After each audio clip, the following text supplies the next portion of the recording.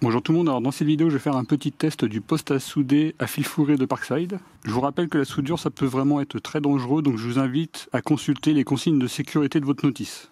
Donc sur la chaîne secondaire je vous mettrai une petite vidéo de l'équipement que j'utilise. Normalement vous devriez la voir sur le petit i à ce niveau là ou en fin de la vidéo.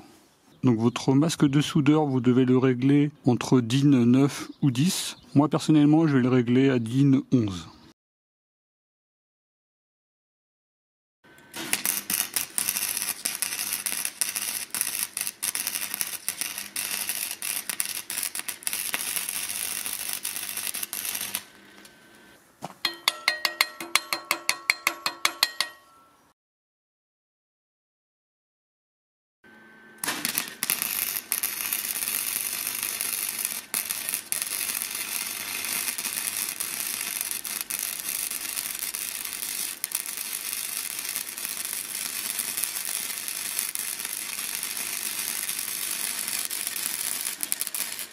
Donc là sur la soudure ici j'étais en vitesse 4 et l'intensité la plus basse.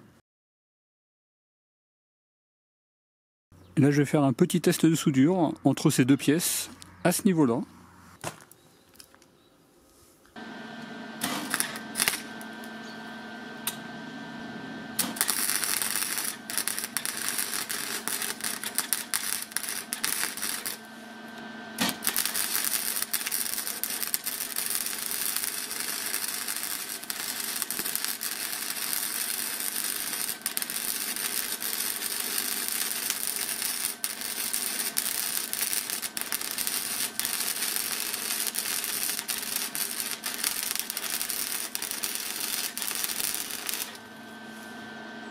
Là vous voyez le résultat sur ma première on va dire vraie soudure.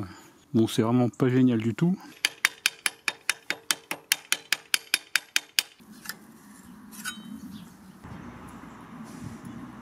Là je vais refaire un deuxième test sur la partie intérieure. Là je vais avoir la possibilité de maintenir avec ma deuxième main. Comme ça j'aurai plus de stabilité.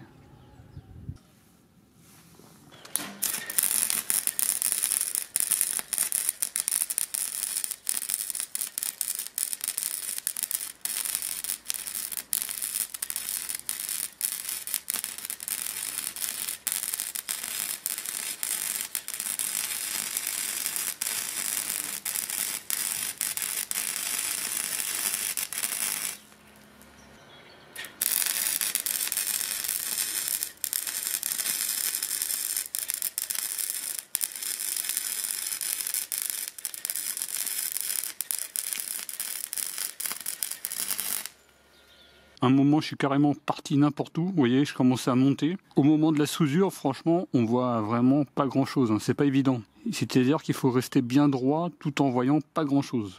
Donc là, finalement, j'ai repris la soudure vers le bas. Alors, en termes de résistance. Bon, en tout cas, bon, elle a un petit peu de résistance. Après, si je force, je pense que je vais la casser. Il n'y a pas de souci.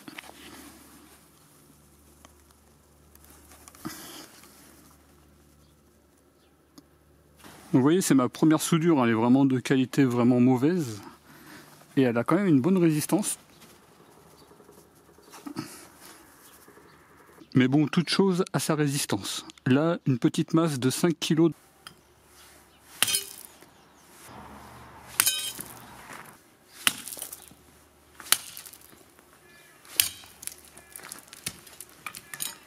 En termes de résistance, quand même, la soudure a une bonne résistance.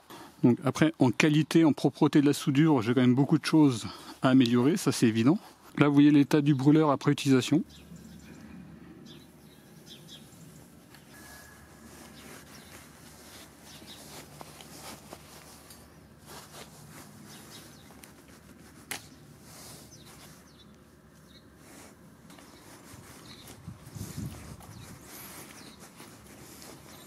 En tout cas, ça semble se nettoyer assez facilement. Donc là, c'est vraiment une première impression. Et je tiens à vous rappeler qu'en termes de soudure, je suis vraiment niveau 0. Alors, au niveau des points négatifs, bon, je dirais que c'est un petit peu l'aventure. C'est-à-dire, en termes de vitesse, en termes de puissance, finalement, il va falloir faire plein de tests. Donc là j'étais en puissance 40 ampères et en vitesse 5. En tout cas moi ça semblait me convenir. Donc déjà si vous avez des conseils en termes de puissance, en termes de vitesse, n'hésitez pas à les mettre en commentaire. Alors au niveau des points positifs, je dirais le fait de trouver l'arc. Finalement comme vous avez pu le voir, on trouve l'arc vraiment immédiatement, sans difficulté. En tout cas j'ai trouvé vraiment l'arc à chaque fois. À aucun moment je n'ai pas trouvé l'arc. Dès qu'on appuie sur la gâchette et dès que le fil est en contact de la pièce métallique, l'arc se crée immédiatement, en sachant que j'étais à la puissance minimum. Par contre, en termes de résistance, vous avez vu, j'ai quand même eu assez facilement une bonne résistance. Donc vous, si vous faites des soudures de bien meilleure qualité, vous aurez encore plus de résistance.